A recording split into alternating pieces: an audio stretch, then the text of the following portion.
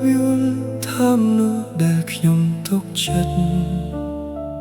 អាចដូរចិត្តបានងាយពេលមានអ្នកថ្មីចូលមកជន់ទី3ក្នុងសាច់រឿង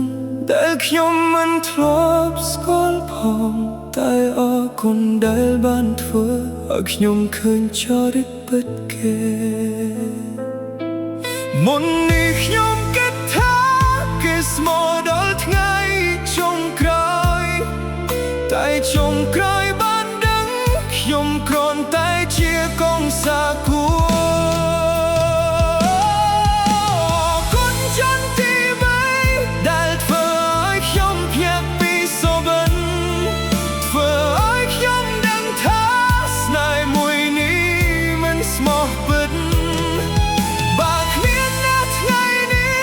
ខ្ញុំនៅតែលងជឿគេ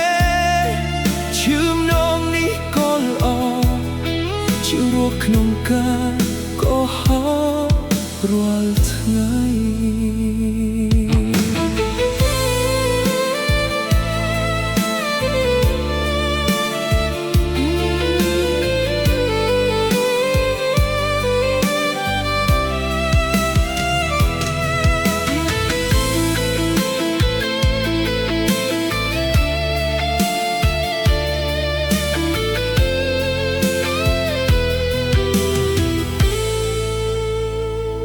ខ្ញុំមិនស្អប់ជន់ទី3ទេព្រោះអ្នកមិនមែនអ្នកសន្យានោះដែលខ្ញុំជឿចិត្តគឺអ្នកដែលប្រាប់ថាស្រឡាញ់ខ្ញុំពេលឃើញគេនៅជាមួយអ្នកទើបដឹងច្បាស់ក្នុងចិត្តថាស្នេហ៍ដែលខ្ញុំការពារ